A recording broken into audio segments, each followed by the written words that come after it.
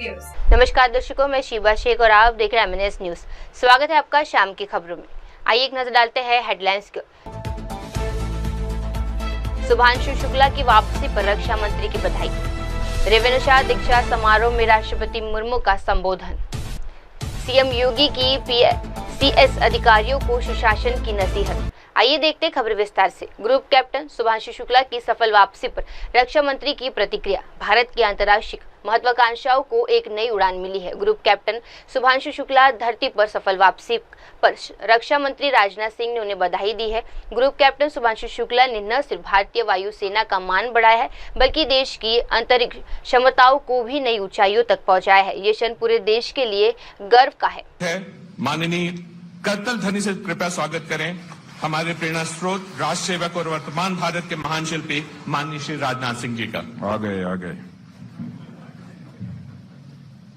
हमारे उत्तर प्रदेश के उप मुख्यमंत्री श्रीमान ब्रजेश जी पाठक, पूर्व सांसद एवं अध्यक्ष भारत सेवा संस्थान मेरे मित्र डॉक्टर अशोक कुमार जी वाजपेयी, प्रिय उज्जवल रमण सिंह सांसद एवं अध्यक्ष मोतीलाल मेमोरियल सोसाइटी, श्री ब्रजलाल जी सांसद, श्रीमती सुषमा खरकवाल महापौर, Shri Anand Dwivedi, Shri Rajesh Singh, Shri J N. Mishra, doctor Mahendra Singh, Shri Mukesh Sharma, Shri Ramchandra ji Pradhan, Shri Yogesh Shukla, Shri O P Srivastava, Shri Pranav Kumar, chief post master general doctor Anand Kumar Singh, director डाक सेवाएं, और श्रीमान दिवाकर जी त्रिपाठी।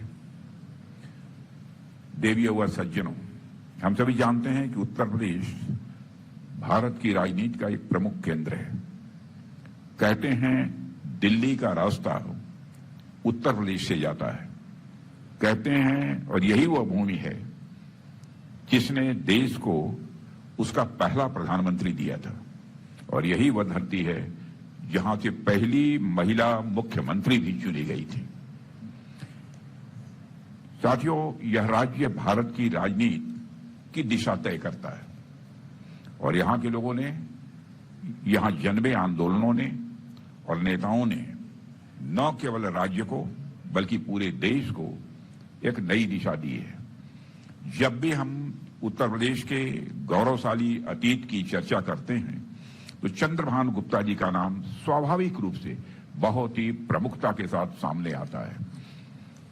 साथियों, आज का यह अवसर मैं मानता हूं केवल एक डाक टिकट के विमोचन का कार्यक्रम नहीं है, बल्कि यह देश के और उत्तर प्रदेश के एक ऐसे राजनेता को सच्ची श्रद्धांजलि है जिसने अपने जीवन को राजनीति के उच्चतम आदर्शों के लिए समर्पित कर दिया।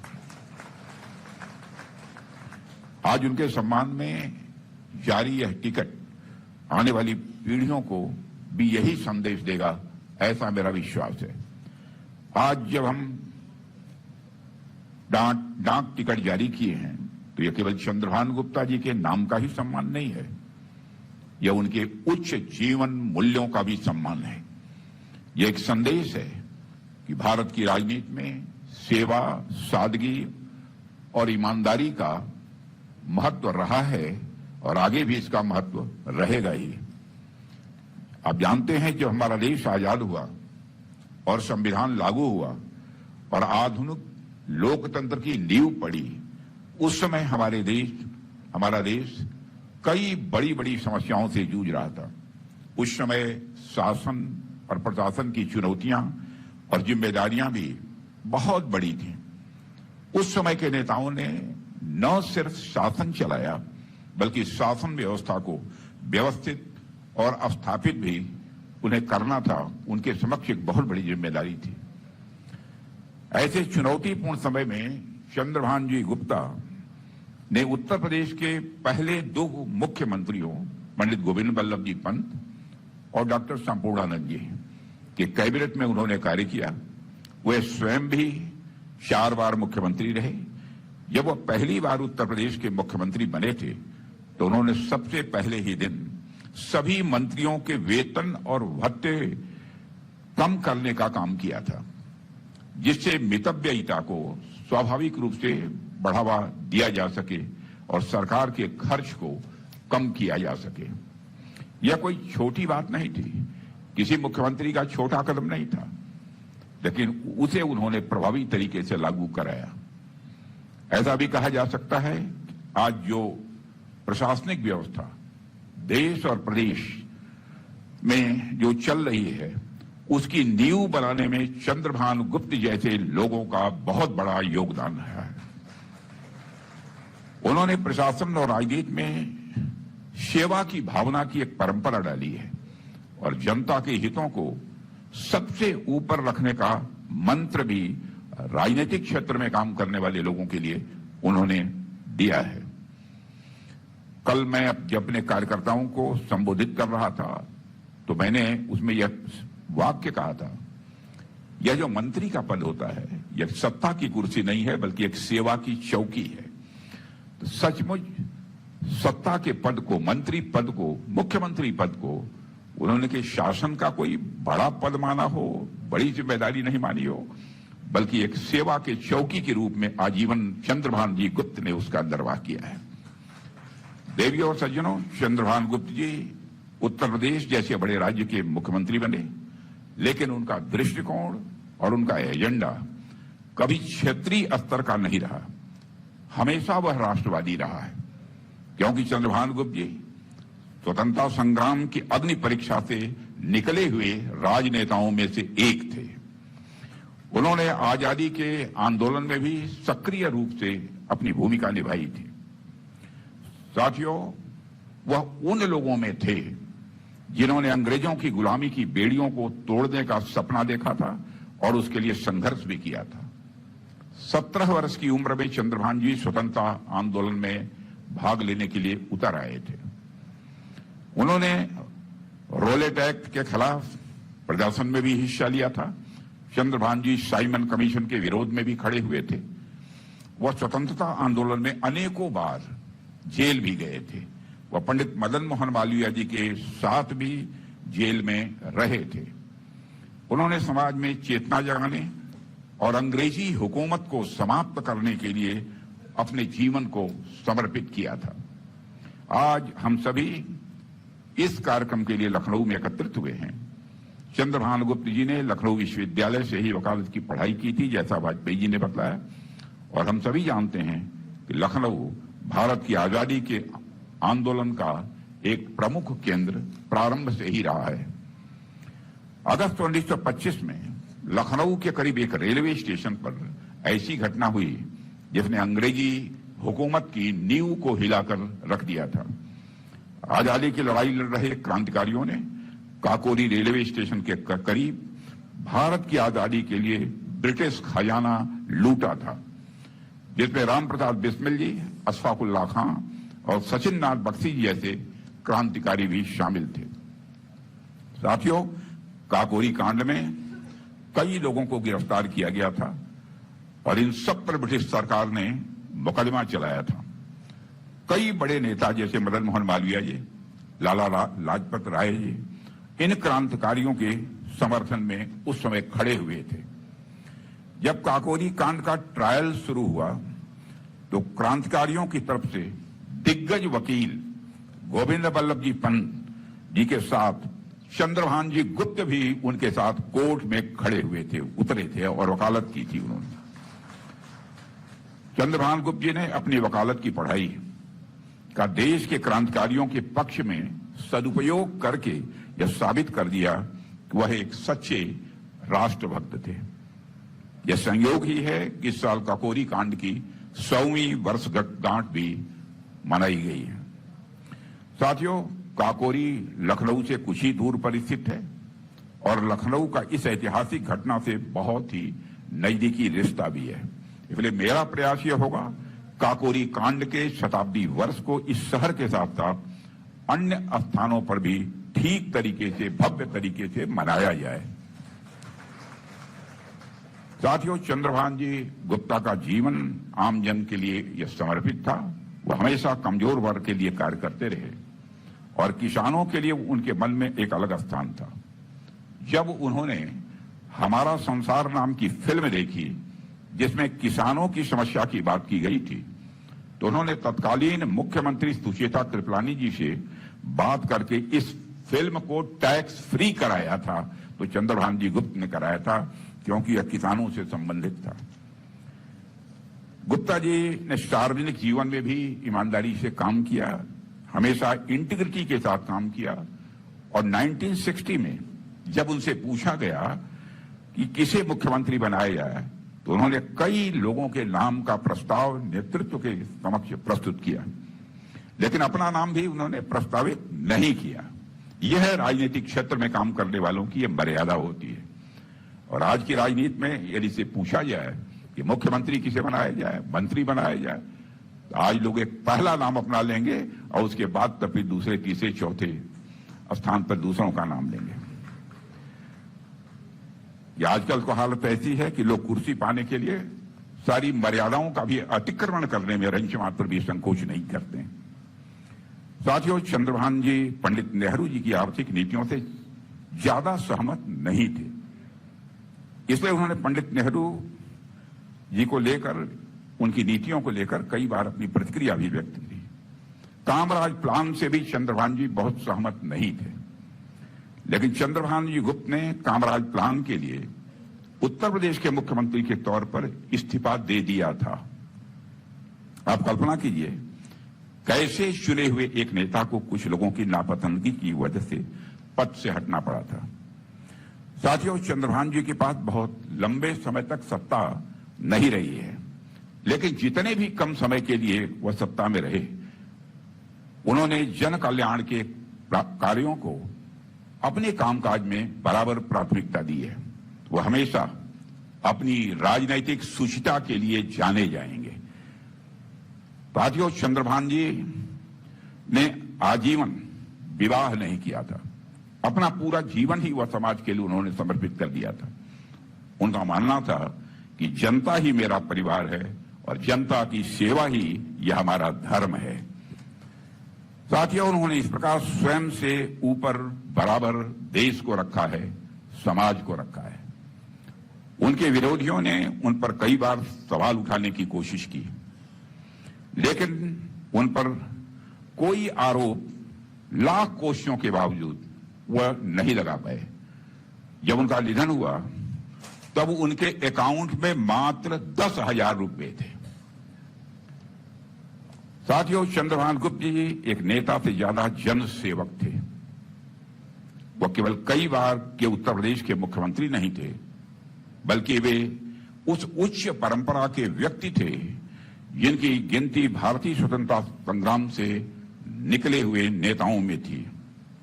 वह परंपरा जिसमें सत्ता का अर्थ व्यक्तिगत स्वार्थ साधन नहीं होता है, बल्कि जनता के विश्वास को बनाकर रखते हुए देश के विकास के लिए कार्य करना होता है। साथियों, चंद्रभान जी गुप्त से जुड़ा एक और किस्सा मैं आप सबके बीच यहां रखना चाहता हूं, जिससे हमें चंद्रभान जी गुप्त की व्यक्तित्व की उदारता का पता स्वाभाविक रूप से चलता है। जब वो उत्तर प्रदेश के मुख्यमंत्री थे तो लगभग 10,000 लोग उनके खिलाफ प्रदर्शन कर रहे थे। इन प्रदर्शनकारियों में चंद्रशेखर जी भी शामिल थे, जो कि भारत के पूर्व प्रधानमंत्री रहे। इन सभी लोगों के पास खाने पीने का इंतजाम नहीं था। चंद्रभान गुप्त जी को पता था कि वे सभी लोग भूखे हैं, तो तुरंत चंद्रभान जी गुप्ता ने सारे प्रदर्शनकारियों के लिए भोजन की व्यवस्था कराई थी, पूड़ी और साग सब्जी बनाई थी। माने स्वस्थ लोकतांत्रिक व्यवस्था में विपक्ष के प्रति भी जो सम्मान होना चाहिए, आजीवन अपने राजनीतिक जीवन में उसका निर्वहन उन्होंने किया था।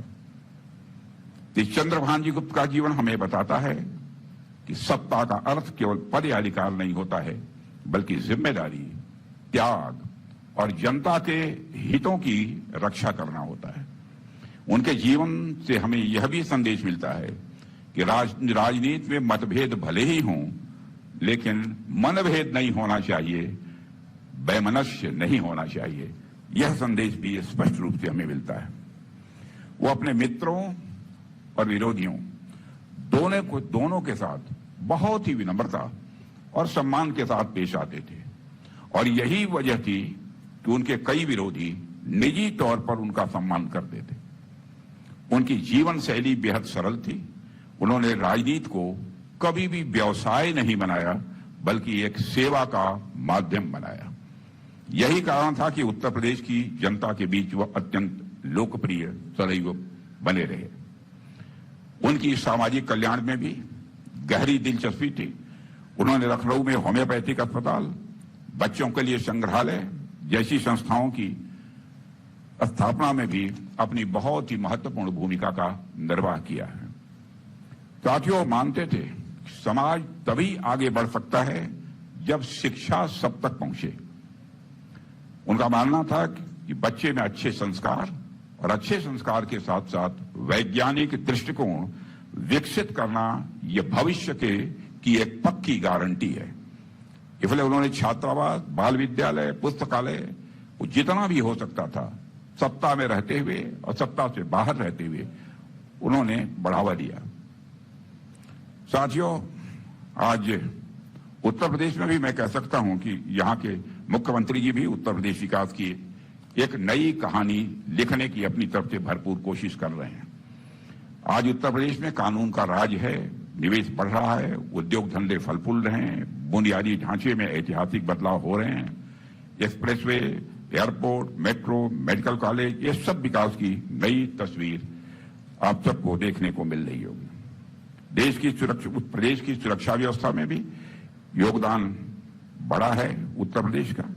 मैंने पहले भी कहा है, उत्तर प्रदेश की धरती पर आज मैं समझता हूं कि कम से कम कोई बदमाश सीना तान कर चलने की हिम्मत नहीं कर सकता है। अभी कुछ ही दिनों पहले मैंने लखनऊ में एक ब्रह्मोस एयर स्पेस की इंटीग्रेशन और टेस्टिंग फैसिलिटी का उद्घाटन किया था। आप लोगों ने देखा होगा जो ऑपरेशन सिंदूर हुआ, उस ऑपरेशन सिंदूर में ब्रह्मोस ने करिश्माई काम किया है, ब्रह्मोस मिसाइल ने। और इतना ही नहीं, ब्रह्मोस मिसाइल ने जो करिश्मा दिखाया है, उसके बाद दुनिया के लगभग 14-15 देशों ने भारत से ब्रह्मोस मिसाइल की मांग की है। तब ब्रह्मोस मिसाइल अब लखनऊ से भी एक्सपोर्ट की जाएगी। यह फैसिलिटी रक्षा क्षेत्र में मैं समझता हूं हमारे देश की जो हमारी आत्मनिर्भरता है उसको मजबूती देगी और साथ ही इससे रोजगार का भी सृजन होगा। और मेरा प्रयास यही है कि यहां और इंडस्ट्रीज भी आए ताकि लखनऊ के साथ साथ प्रदेश का भी तेजी से विकास हो।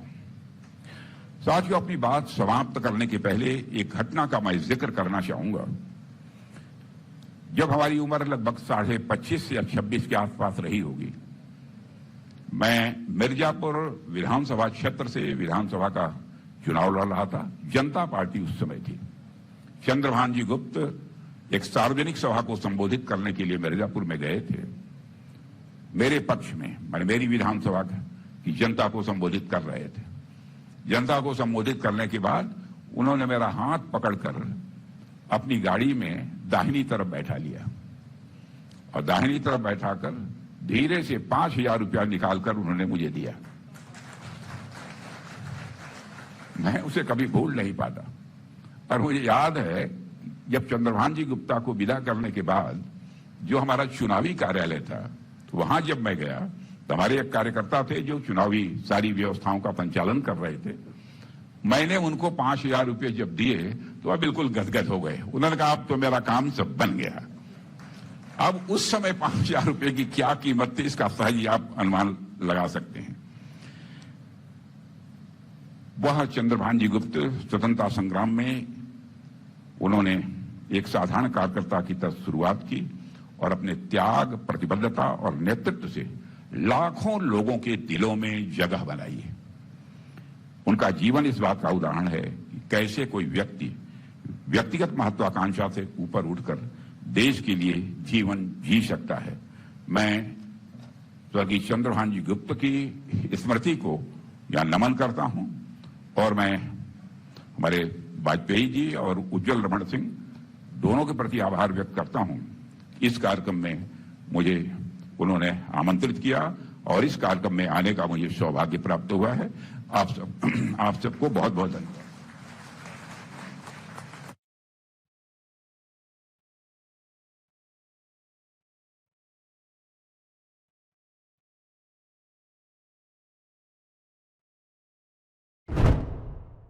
आइए बढ़ते अगली खबर की ओर। राष्ट्रपति मुर्मू ने रेवेनशा विश्वविद्यालय दीक्षांत समारोह को किया संबोधित। राष्ट्रपति द्रौपदी मुर्मू ने रेवेनशा विश्वविद्यालय के दीक्षांत समारोह को संबोधित किया। अपने संबोधन में राष्ट्रपति ने छात्रों, शिक्षकों और अभिभावकों को बधाई देते हुए शिक्षा के महत्व पर और राष्ट्र निर्माण के युवाओं की भूमिका पर प्रकाश डाला। उन्होंने कहा, जैसे ऐतिहासिक विश्वविद्यालयों से शिक्षा प्राप्त करना न केवल गर्व की बात है, बल्कि ये एक जिम्मेदारी भी है जिसे छात्रों को अपने कार्यों से निभाना होगा। आइए बढ़ते अगली खबर की ओर। 2008 और 2010 के बैच के अधिकारियों से मिले सीएम योगी। उत्तर प्रदेश के मुख्यमंत्री योगी आदित्यनाथ ने सोमवार को 2008 और 2010 के बैच के आईएएस में पदोन्नत पीसीएस अधिकारियों से मुलाकात की। इस बैठक में मुख्यमंत्री ने अधिकारियों को जनसेवा, पारदर्शिता और समयबद्ध कार्यों की प्राथमिकता दोहराई। उन्होंने कहा, अधिकारियों को लोगों के जीवन में सकारात्मक बदलाव लाने के लिए अपने पद का उपयोग करना चाहिए। सुशासन तब संभव है जब व्यवस्था जवाबदेह और संवेदनशील हो। आइए बढ़ते अगली खबर की ओर। सीएम धामी बोले, आत्मनिर्भर, सुरक्षित और समृद्ध उत्तराखंड हमारा लक्ष्य। उत्तराखंड ने अपने स्थापना के 25 वर्ष पूरे कर लिए हैं। इस अवसर पर राज्य के मुख्यमंत्री पुष्कर सिंह धामी ने एक विशेष बातचीत में विश्वास, प्रगति और निडर नेतृत्व की दिशा में राज्य की यात्रा को रेखांकित किया। मुख्यमंत्री ने कहा, उत्तराखंड सिर्फ भौगोलिक रूप से एक राज्य नहीं है, ये हमारी आकांक्षाओं, परिश्रम और आत्मनिर्भरता का प्रतीक है। हमने बीते 25 वर्षों में अनेक चुनौतियां झेली है, लेकिन हर बार मजबूत होकर उभरे हैं। आपको लगता है ये जो हमेशा कहा जाता है, उत्तराखंड की ऊंची चोटियों जितना स्पष्ट दृष्टिकोण और इसकी नदियों जितना सतत प्रवाह रखने वाले जन नेता आज हमारे साथ हैं उत्तराखंड के माननीय मुख्यमंत्री श्री पुष्कर सिंह धामी जी। नमस्कार, मैं हूं रुचि अनिरुद्ध और आप देख रहे हैं Uttarakhand at 25, the Times of India की एक विशेष प्रस्तुति। इस श्रृंखला में हम मना रहे हैं उत्तराखंड के 25 वर्षों के गौरवमयी सफर का जश्न। एक ऐसी यात्रा जिसमें इस पहाड़ी राज्य ने अपनी पहचान, प्रगति और सपनों को नई ऊंचाइयों तक पहुंचाया है। इस प्रेरणादायक यात्रा से गहराई से जुड़े हैं पिथौरागढ़ की धरती से निकले सैनिक परिवार में जन्मे धामी जी, जिन्होंने बचपन से ही राष्ट्र सेवा, अनुशासन और परिश्रम के संस्कार प्राप्त किए और युवावस्था से ही जनसेवा को अपना जीवन ध्येय बनाया। 45 वर्ष की आयु में उत्तराखंड के सबसे युवा मुख्यमंत्री बने श्री धामी आज परिवर्तन और प्रगति के प्रतीक बन चुके हैं। उनके नेतृत्व में राज्य ने सामाजिक सुधार, प्रशासनिक पारदर्शिता और दूरदर्शी नीतियों की दिशा में कई ऐतिहासिक कदम उठाए हैं। चाहे समान नागरिक संहिता की पहल हो, युवाओं के लिए शिक्षा और रोजगार के नए अवसर हो या नकल और भ्रष्टाचार के विरुद्ध कड़े कानून, हर मोर्चे पर उनकी सोच रही है स्पष्ट और निर्णय रहे हैं साहसिक। जब उत्तराखंड अपने 25 वर्षों की इस ऐतिहासिक यात्रा का जश्न मना रहा है, ऐसे में हमारे लिए बहुत गर्व की बात है कि आज हमारे साथ हैं वह व्यक्तित्व जिन्होंने राज्य को नई दिशा और गति दी है। तो स्वागत कीजिए उत्तराखंड के दूरदर्शी, कर्मठ और युवा मुख्यमंत्री पुष्कर सिंह धामी जी का। बहुत बहुत स्वागत है धामी जी। धन्यवाद। उत्तराखंड एट 25 की बहुत बहुत शुभकामनाएं आपको। बहुत धन्यवाद। धामी जी, सबसे पहले तो यही सवाल, राज्य 25 साल पूरे कर रहा है और केंद्र में प्रधानमंत्री नरेंद्र मोदी जी की सरकार ने 11 साल पूरे किए हैं। ये इन दो यात्राओं को आप एक साथ किस तरह से देखते हैं? कि सबसे पहले तो मैं आदरणीय प्रधानमंत्री जी के नेतृत्व में जो भारत की विकास की गति बढ़ी, वैश्विक भारत की ताकत बढ़ी, भारत आज दुनिया की चौथी सबसे बड़ी अर्थव्यवस्था बन गया है, हर क्षेत्र में भारत की प्रगति हुई है और एक समृद्ध भारत, सशक्त भारत और समरस भारत का निर्माण प्रधानमंत्री जी के नेतृत्व में 11 वर्षों में हुआ है। गरीब कल्याण की योजनाएं समाज के अंतिम छोर में रहने वाले व्यक्ति तक पहुंची हैं और सच में भारत का एक गौरवशाली समय है और स्वर्णिम समय है और आज पूरी दुनिया का केंद्र भारत बनता जा रहा है। तो अनेक उपलब्धियां हैं इन 11 सालों में। गरीब कल्याण है, सेवा सुशासन के काम हैं और अनेक अनेक योजनाएं जिन्होंने एक सामान्य व्यक्ति के जीवन को बदलने का काम किया है। आयुष्मान योजना, प्रधानमंत्री आवास योजना, गरीब कल्याण अन्न योजना, मुफ्त राशन योजना, लखपति दीदी योजना, किसान सम्मान निधि, जल जीवन मिशन, लखपति दीदी योजना से लेकर ड्रोन दीदी तक अनेक अनेक योजनाओं के माध्यम से देश का कायाकल्प हुआ है। वहीं धारा 370 की समाप्ति, जिसके बारे में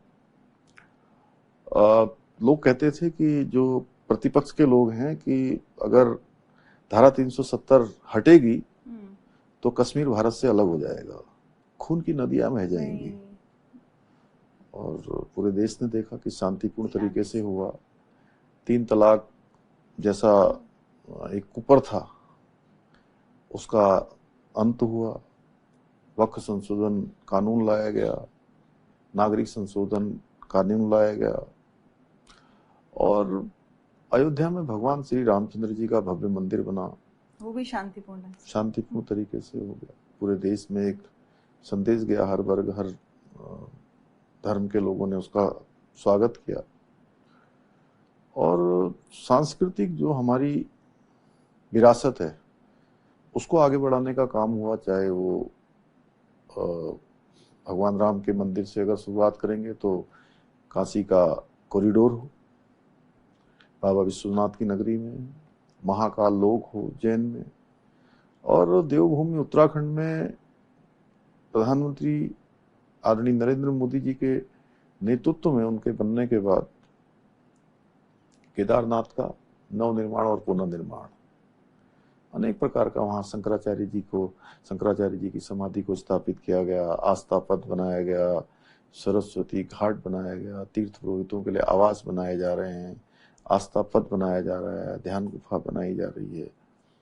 और सच में 2013 की आपदा के बाद वो पूरा का पूरा क्षेत्र बहुत क्षतिग्रस्त हो गया था, बहुत नुकसान वहां पर हुआ था, और आज भव्य केदार और दिव्य केदार बन गया है। इसी सीजन में अभी 2 मई से यात्रा प्रारंभ हुई थी और आज 12 है। लगभग 1 माह 10 दिन में लगभग 10 लाख के आसपास लोग वहाँ दर्शन के लिए आ चुके हैं बाबा के धाम में।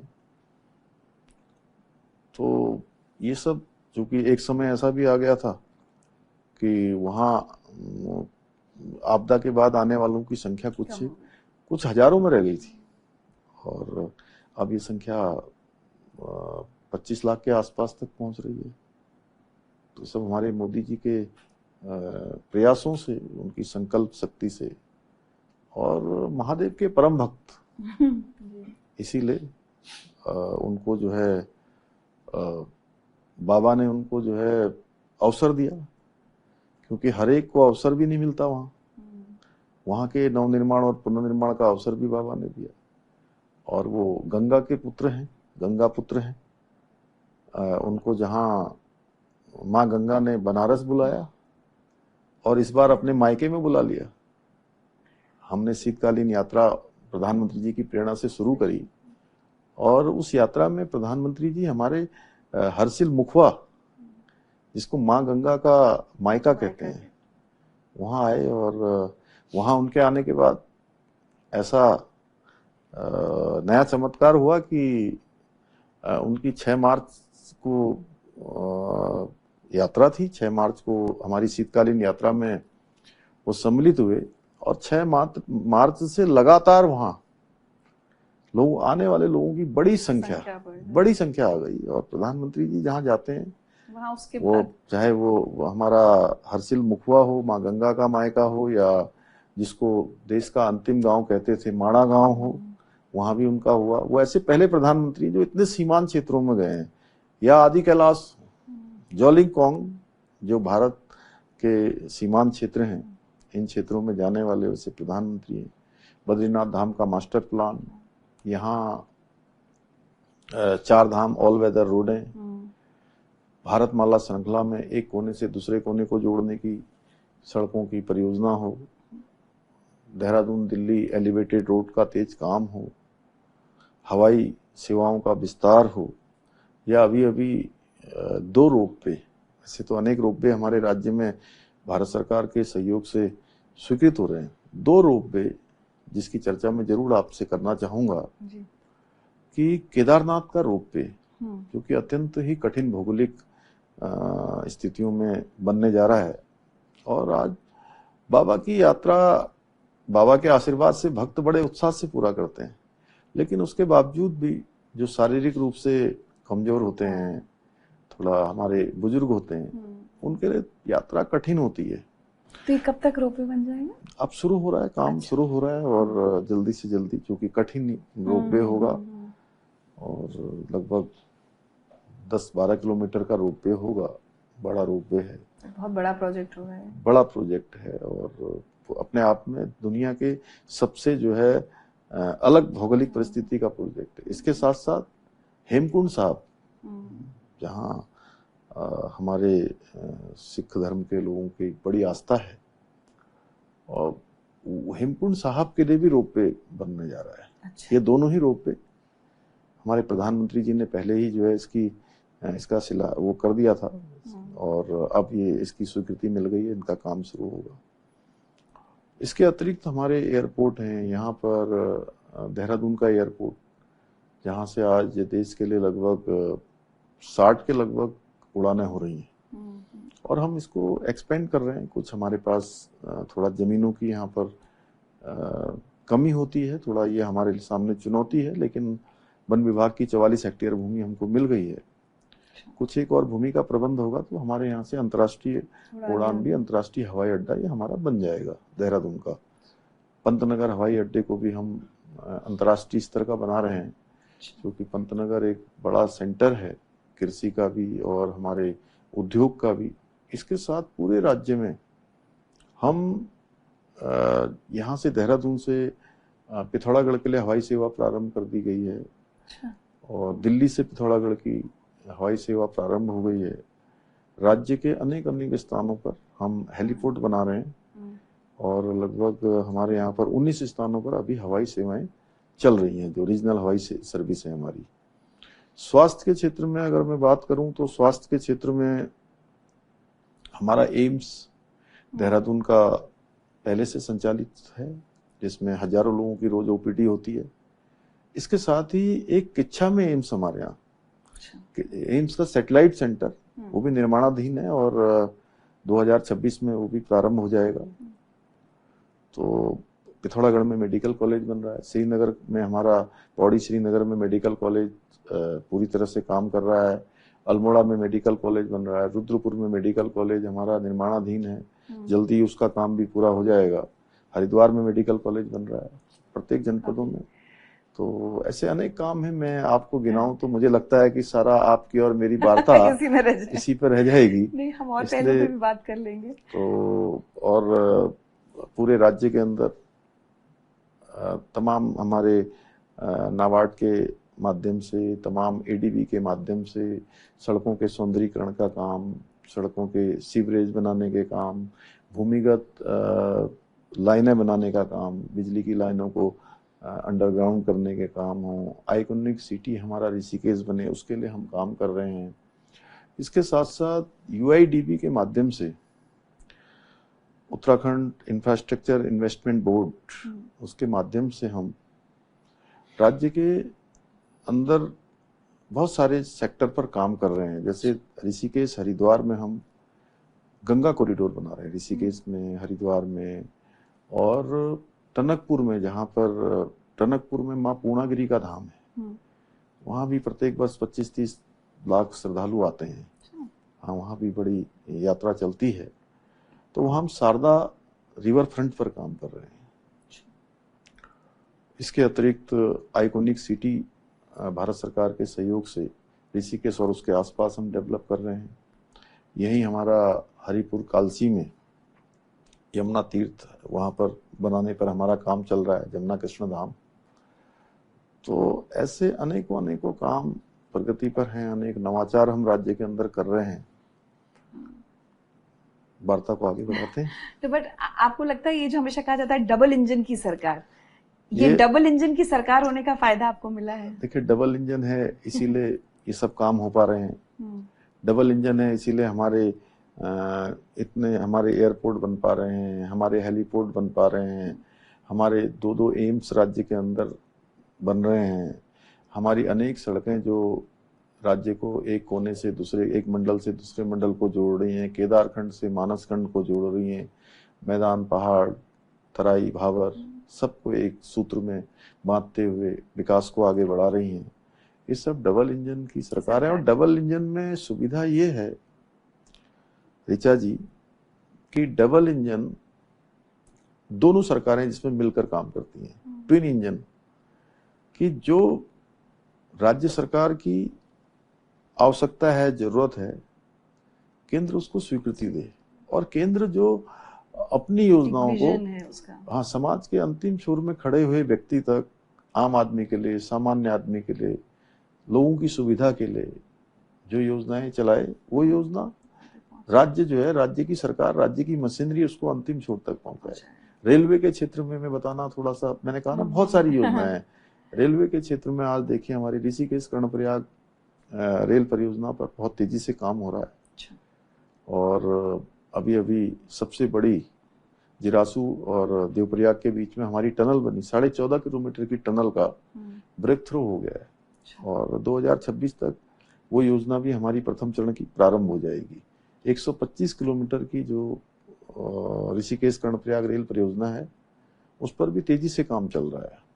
आने वाले समय में टनकपुर बागेश्वर रेल लाइन का भी अनेक, हमारे यहाँ से देहरादून से दिल्ली के लिए जो है वंदे भारत चल रही है, लखनऊ के लिए वंदे भारत चल रही है। अन्य भी हमने अभी रेल मंत्री जी से अनुरोध किया है कि कुछ वंदे भारत ट्रेनें हमारी और चलनी चाहिए, और उनसे अनुरोध किया है, वो भी चल रहे हैं। अमृत भारत रेलवे स्टेशन हमारे सब सौंदर्यीकरण हुए हैं। अनेक ऐसे काम जो म्यूचुअल उसमें सपोर्ट से हो जाते हैं, कोऑपरेशन। आपने डबल इंजन पूछा तो मैंने डबल इंजन की ये आपको डबल इंजन का जो लाभ है वो जनता को मिल रहा है, और डबल इंजन सरकारें देश के लिए बहुत प्रासंगिक हो रही हैं। तभी तो जो है हरियाणा में तीसरी बार लोगों ने डबल इंजन चुना, महाराष्ट्र में डबल इंजन चुना, यूपी में लगातार चुन रही है, उत्तराखंड है हमारा जो है, अभी दिल्ली में भी डबल इंजन लग गया 27 सालों बाद जी। कई सालों से जो है अनेक देश के राज्य, चाहे आज छत्तीसगढ़ हो, चाहे राजस्थान हो, चाहे उड़ीसा हो, गुजरात तो मॉडल ही है देश का, और नॉर्थ ईस्ट में भी। एक बात बताइए, जैसे प्रधानमंत्री जी भी कहते हैं कि विकास भी विरासत भी, और अगर हम विरासत की बात करें, हमारी धार्मिक सांस्कृतिक धरोहरों की बात करें, तो उत्तराखंड बहुत बड़ा एक उसका प्रतीक है। तो जब भी विकास कार्य होते हैं तो वो एक संतुलन बनाना कि विरासत, पर्यावरण, वो कितनी बड़ी चुनौती है आपके लिए, और कैसे आप उससे फिर निपटते हैं उस चुनौती से? देखिए, हमारे प्रधानमंत्री जी ने पहले ही जो है, क्योंकि वो बहुत विजनरी हैं और हमेशा दूरदृष्टि से देश की बारे में सोचते हैं, सामान्य मानवी के बारे में सोचते हैं, तो विकास तो होना ही चाहिए, लेकिन विरासत भी बचनी चाहिए, विरासत भी आगे बढ़नी चाहिए। और हम पूरे देश दुनिया के पहले राज्य हैं जहां हमने इसमें संतुलन बनाने के लिए, इसका पैमाना मापने के लिए हमने जीईपी यहाँ लागू किया है, जीडीपी की तर्ज पर जीईपी, ग्रॉस इन्वायरमेंट प्रोडक्ट, कि हम विकास कर रहे हैं तो विकास के लिए हम कितना हमारा जो है, हम इसके लिए क्या पे कर रहे हैं पर्यावरण के क्षेत्र में, उस पर किस प्रकार से संतुलन साध रहे हैं। और हमने राज्य में, क्योंकि हमारे लिए विकास भी बहुत जरूरी है जी, बिल्कुल, देखिए, और खासकर दूर दराज के लिए, और हमारे पास बहुत सारे ऐसे साधन नहीं है। हमारा राज्य, भौगोलिक परिस्थितियां भी कठिन हैं, हमको विकास तो चाहिए, हमको आर्थिक रूप से विकास करने की आवश्यकता है, लेकिन उसके साथ साथ विकास के साथ ही जो है हमको इकोलॉजी का पूरा ध्यान रखना है, और हम इस पर संतुलन बनाते हुए काम कर रहे हैं। हमारे यहाँ पर अनेक विकास योजनाएं चल रही हैं, टनल परियोजनाएं चल रही हैं। अभी अभी सिलकारा टनल, जिसके बारे में आपने सुना होगा, जहां पर हमारा एक हादसा हो गया था, 17 दिनों तक रेस्क्यू अभियान चला था, और 41 हमारे श्रमिक भाई वहां से सभी लोग स्वस्थ और सकुशल बाहर निकले थे। वो एक बहुत बड़ा आपके लिए वो था। वो टनल भी हमारी ब्रेक थ्रू हो गई है। अच्छा। इस वर्ष जो है नवंबर दिसंबर में वो चालू हो जाएगी। तो कभी 25 किलोमीटर से 30 किलोमीटर का रास्ता लोगों के लिए आसान हो जाएगा। आपदा की स्थितियों में, बर्फबारी के समय में जो घूम के आना पड़ता था, लगभग 1-1.5 घंटे का समय बचेगा लोगों का, आसान होगा। क्योंकि जीवन में आसानी भी लोगों के होनी चाहिए, उनको जो है सुविधाएं मिलनी चाहिए। 4 धाम आने वाले यात्रियों की संख्या हर वर्ष बढ़ रही है, बड़ी संख्या में लोग आ रहे हैं, उनकी भी अच्छी सुविधा हो, आसानी से यात्रा अपनी पूरी कर पाएं, और जो वहाँ रहने वाले वहाँ के नागरिक हैं उनको भी सुविधा मिले। 25 साल राज्य ने पूरे कर लिए, अब जब आगे बढ़ना है, आगे का रास्ता तय करना है, तो आर्थिक स्थिति और आर्थिक उस पर आपको फोकस करना होगा। तो चाहे हम औद्योगिक निवेश की बात करें या और रोजगार के अवसर हो, इस सब के लिए आप क्या कर रहे हैं? देखिए, पिछले दिनों हमने 2023 में आदरणीय प्रधानमंत्री जी की प्रेरणा से देहरादून में हमने पूरे देश दुनिया के लोगों को आमंत्रित किया था। हमने यहाँ पर इन्वेस्टर ग्लोबल समिट की थी और उसमें सभी को आमंत्रित किया। उससे पहले हमने लगभग 25 से अधिक पॉलिसी बनाई लोगों के सुझाव लेकर कि राज्य में अनेक हमारे यहाँ पर देखिए इन्वेस्टमेंट फ्रेंडली इन्वायरमेंट है, यहाँ पर अच्छा वातावरण है और अनेक संभावनाएं हैं, चाहे वो सर्विस सेक्टर की बात हो या उद्योग के क्षेत्र में हो। हर एक क्षेत्र में, पर्यटन उद्योग, सर्विस सेक्टर, पर्यटन का क्षेत्र, हमारा रोपवे का क्षेत्र हो, तो औद्योगिक मतलब उद्योग निवेश करने को तैयार हैं। हाँ, राज्य में जी बड़ी संख्या में लोग आए और हमारा लगभग 3,54,000 करोड़ का निवेशकों के साथ करार हुआ है। अच्छा। जिसमें से 90,000 करोड़ की ग्राउंडिंग हमारी चालू हो गई है। अच्छा। उसकी हम लोग जल्दी एक ग्राउंडिंग सेरेमनी भी करेंगे, आपको भी सूचना देंगे। आपके, क्योंकि आप आएंगी तो लाखों लोगों तक वैसे ही हमारी बात पहुंच जाएगी, तो हम जल्दी ही जो है उसको करने वाले हैं। उससे हमारे यहाँ पर राज्य के अंदर उद्योग भी बढ़ेगा, इन्वेस्टमेंट बढ़ेगा, रोजगार सृजन होगा, एम्प्लॉयमेंट जनरेट होगा बड़ी संख्या में। तो उसके लिए हम काम कर रहे हैं और सिंगल विंडो सिस्टम को हमने और आसान किया है, उसको मजबूत किया है। कुछ आंकड़े होंगे धामी जी की, जैसे जो हमारा युवा है उत्तराखंड का, सब पहले नौकरी के लिए पलायन करते हैं, क्या उसमें कमी आई है, या जो चले गए थे क्या वो वापस आना चाह रहे हैं? अब उन्हें ऐसा लग रहा है कि भाई अब यहाँ माहौल अच्छा है, हम अपने घर पर रहकर काम कर सकते हैं। कुछ आपके पास ऐसे? नहीं, बहुत लोग। आज ही एक खटीमा में हमारे यहाँ का नमन भट्ट है, हाँ। वो कहीं बाहर काम करते थे, लौट कर आ गए अपने यहाँ पर। अच्छा। ऐसे अनेक मतलब कई सक्सेस स्टोरी हैं। और विशेषकर ये जो कोविड आया था, कोविड के बाद लोगों ने यहाँ पर वापसी किया है, रिवर्स माइग्रेशन किया है और बड़ी संख्या है इनकी सक्सेस स्टोरी की। हमारी जो 4 धाम यात्रा रूट पर रहने वाले लोग हैं वो अब अपने घरों को वापस आ गए हैं, क्योंकि यहाँ बहुत काम हो गया है। होम स्टेज, आदि कैलाश यात्रा रूट पर रहने वाले धारचूला से आगे गुंजी तक के लोग छोटे छोटे काम कर रहे हैं, लाखों की कमाई हो रही है। होम स्टे बड़े अच्छे चल रहे हैं हमारे यहाँ, स्टार्टअप बहुत अच्छे चल रहे हैं। तो इस प्रकार से स्टार्टअप के क्षेत्र में, होम स्टे के क्षेत्र में हमारे अनेक जो सेल्फ हेल्प ग्रुप हैं वो भी बहुत अच्छा काम कर रहे हैं।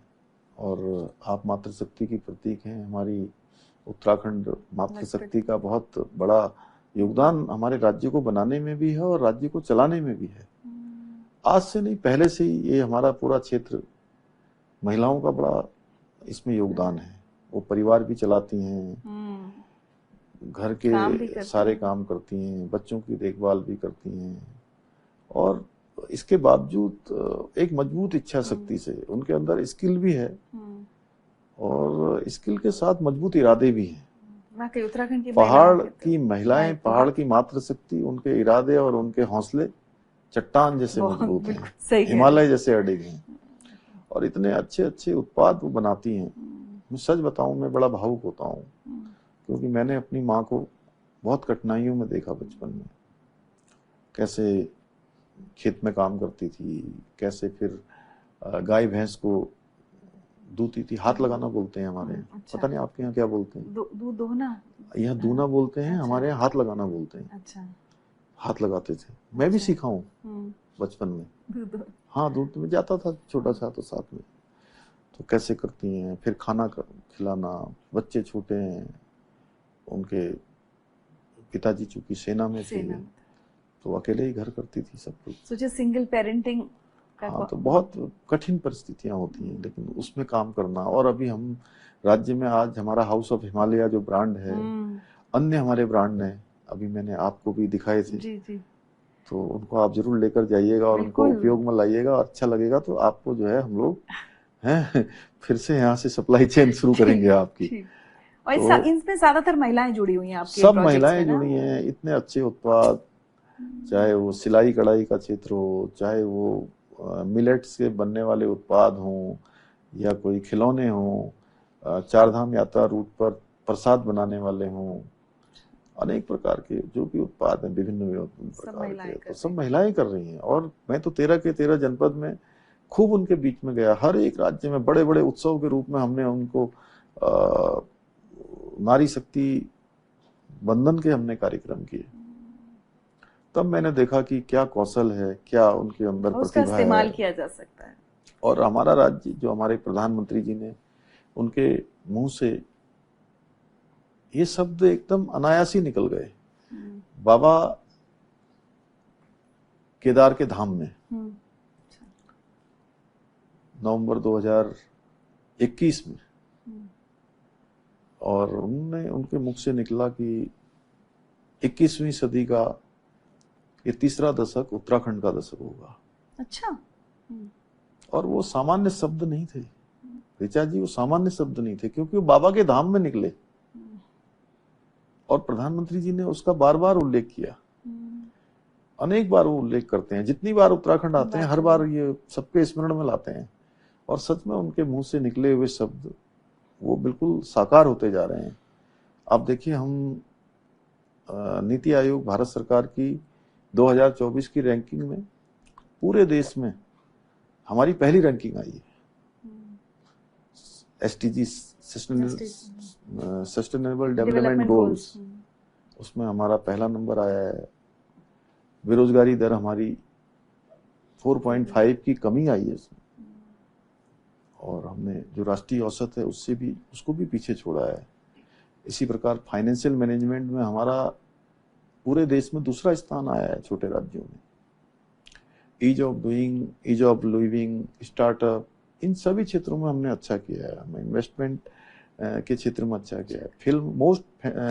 फिल्म फ्रेंडली अवार्ड हमको मिला है। फिल्में भी बड़ी संख्या में बन रही हैं यहाँ, 200, 250, 300 फिल्में बन रही हैं। लगातार काम चल रहा है। और जाहिर सी बात है, जब कनेक्टिविटी और ये सब बढ़ेगी तो फिर और फिल्म मेकर्स, कनेक्टिविटी बढ़ रही है। देहरादून, ऋषिकेश, हरिद्वार, आपको आने वाले समय में मात्र 2.5 घंटे में, 2 घंटे में आप यहाँ का रास्ता पूरा कर लेंगे। और युवाओं के लिए मुझे तो हमेशा लगता है अगर घर में किसी को काम मिल रहा हो अच्छा, तो कोई क्यों महानगरों की भीड़ में रहना चाहेगा, तो युवा भी वापस आएंगे।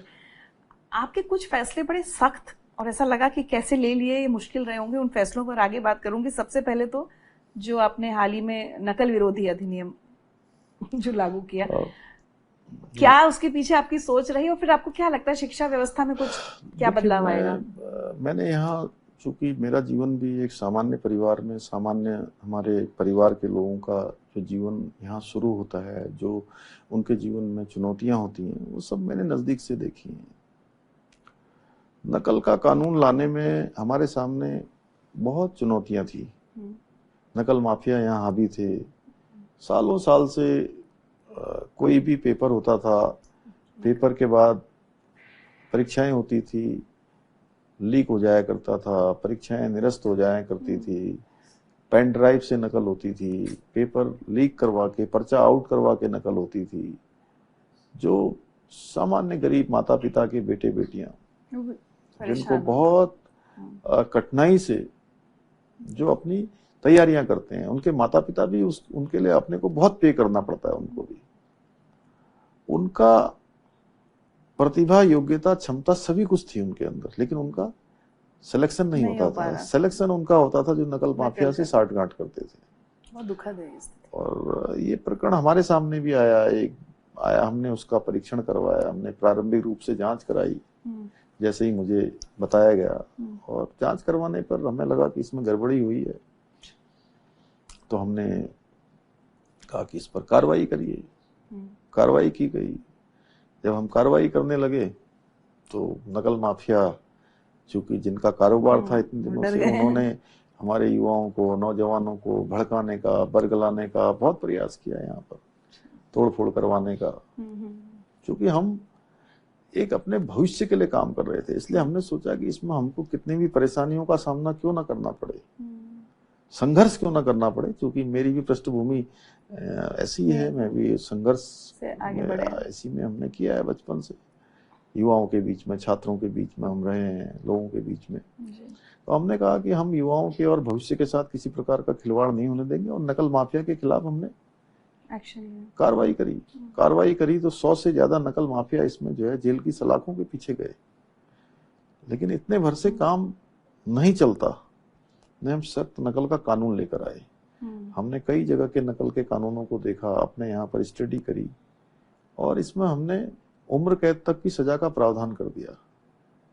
बड़ी धनराशि एक, और उनकी सारी जो नकल माफिया की जो संपत्ति है, वो संपत्ति पूरी की पूरी जो है सरकार में निहित करने का प्रावधान कर दिया। तो उसके बाद ये नकल बंद हो गई, और आज 23,000 से ज्यादा नियुक्तियां अभी तक संपन्न हो चुकी हैं। बच्चे और युवा खुश हैं राज जी। 21 सालों में नियुक्तियां हुई कुल 16,000। 21 सालों में नियुक्तियां हुई 16,000, और पिछले 3.5 सालों में नियुक्तियां हुई हैं 23,000, और एक में भी नकल का कोई प्रकरण नहीं आया, और इतनी खुशी होती है। मैं तो चाहूंगा कि आप हमारे यहाँ के कुछ ऐसे परिवार जो बहुत सामान्य स्थितियों, परिस्थितियों में, जिनके बच्चों ने और उनके माता पिता ने उनकी तैयारी करवाई है, उनसे अगर बात करेंगी तो आपको लगेगा कि वो कई सालों से परीक्षा में बैठ रहे थे, तब उनका एक में भी सिलेक्शन नहीं हो रहा था, और अब एक साथ 4-4, 5-5 परीक्षाओं में उनका चयन हो रहा है, सिलेक्शन हो रहा है। तो बड़ा संतोष होता है कि दूरस्थ क्षेत्रों में जब मैं जाता हूं तो उन बेटे बेटियों का, उन भाई बहनों के माता पिता मिलते हैं, अभिभावक मिलते हैं, बताते हैं कि हमारे बेटे और बेटियों का चयन का अवसर मिला। धन्यवाद करते हैं सरकार का, हमारे प्रधानमंत्री जी का, कि ऐसी सरकार उनके नेतृत्व में यहाँ बनी। तो संतोष होता है कि हम लोग जो है एक ये काम हुआ है, और ये मॉडल हमारा नकल का कानून बन गया है। अन्य लोग भी जो है इसका अध्ययन कर रहे हैं। राज्य में शासन व्यवस्था हो, कार्य संस्कृति, पूरा जो कल्चर है, तो ट्रांसपेरेंसी बहुत जरूरी है। उसके लिए भी आप कोशिशें कर रहे हैं कि सिस्टम में ज्यादा से ज्यादा ट्रांसपेरेंसी आए, पारदर्शिता हो? देखिए, उसकी हमने शुरुआत की यहाँ पर ट्रांसपेरेंसी लाने के लिए, राज्य को भ्रष्टाचार मुक्त बनाने के लिए। देवभूमि है, देवभूमि को पारदर्शी होना चाहिए। देवभूमि में लोगों को सरकार की सेवाएं हों, अन्य सेवाएं हों, वो भ्रष्टाचार रहित मिलनी चाहिए, और उनको एक ऑटो मोड में सुविधाएं मिलनी चाहिए। वैसे हमने सेवा का अधिकार है, हमारा 1905 सीएम हेल्पलाइन है, 1064 हमारा जो है भ्रष्टाचार के शिकायत का एक ऐप बना हुआ है, और उस पर भी काफी सारी ट्रैपिंग हुई, और लगभग 200 के लगभग उसमें भी लोग ट्रैप किए गए, पकड़े गए, और जेल की सलाखों के पीछे भेजे गए। पहले एक ऋचा जी, एक बहुत महत्वपूर्ण बात यह है कि पहले एक, चूंकि लोग इस प्रकार की बात उठाते थे कि भाई ये भ्रष्टाचार के खिलाफ कार्रवाई होती है तो कुछ नहीं होता है, और छोटे लोग पकड़े जाते हैं। कहते थे छोटी छोटी मछलियों को पकड़ दिया, बड़ी मछलियां छूट गई। सही बात है। लेकिन हमने इस धारणा को बदलने का काम किया है। अब छोटी मछलियां तो छोटी मछलियां, बड़ी मछलियां भी और बड़े मगरमच्छ भी पकड़े जा रहे हैं, चाहे किस सेवा का आदमी हो, आईएएस हो, आईएफएस हो, या हमारे जो है पीसीएस हों या किसी अन्य सेवा के हों, ये मायने नहीं रखता कि किस सेवा का कौन है। अगर अपनी कर्तव्य में उसने लापरवाही की है, अनियमितता की है, भ्रष्टाचार किया है, तो उसके खिलाफ कार्रवाई हमने सुनिश्चित की है। और पहली बार हमने ये शुरुआत भी की है कि हम रिकवरी भी करवा रहे हैं।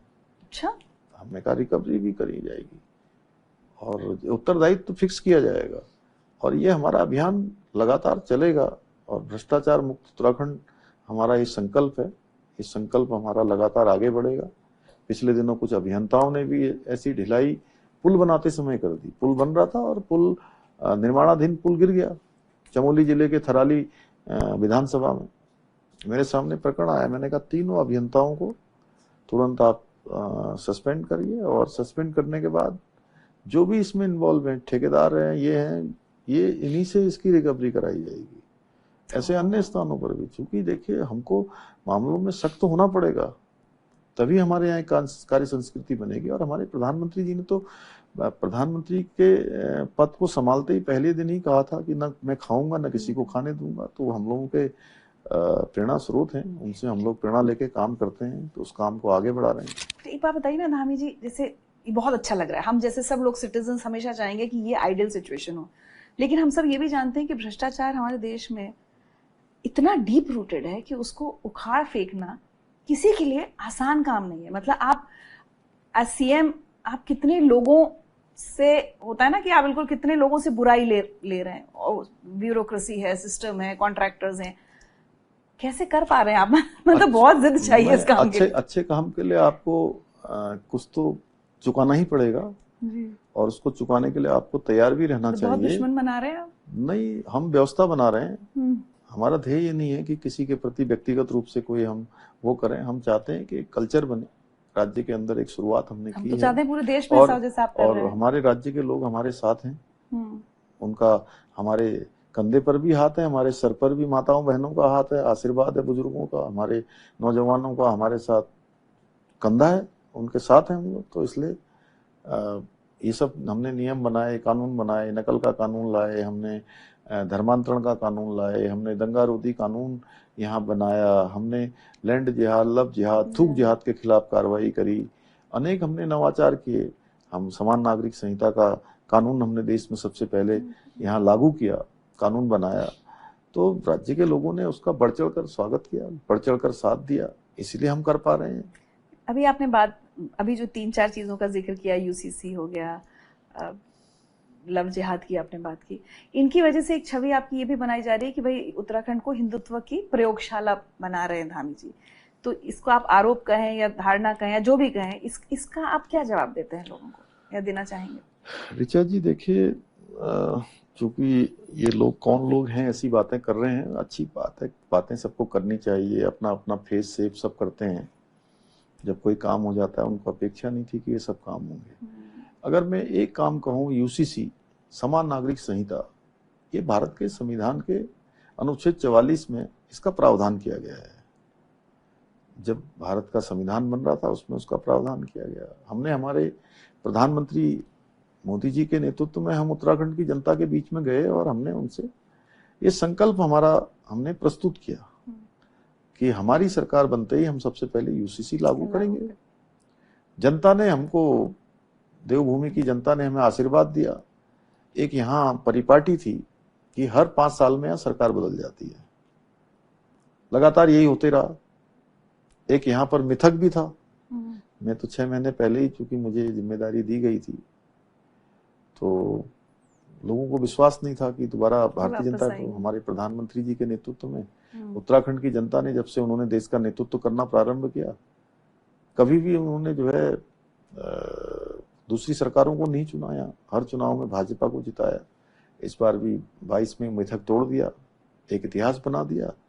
और हम जो उनसे संकल्प और जो वचन हमने जनता को दिया था, वो वचन हमने निभाया अपना। तो अगर कोई इसको कहेगा कि ये हिंदुत्व की प्रयोगशाला बना दी है, तो जहां जिसमें जनता ने हमको मैंडेट दिया है, हमें स्वीकार है जी, आप जो भी कहिए। हमें गर्व है कि हमने हिंदुत्व का काम यहाँ से प्रारंभ किया है। देश में सबसे पहले समान नागरिक संहिता की गंगोत्री देवभूमि उत्तराखंड से निकली है।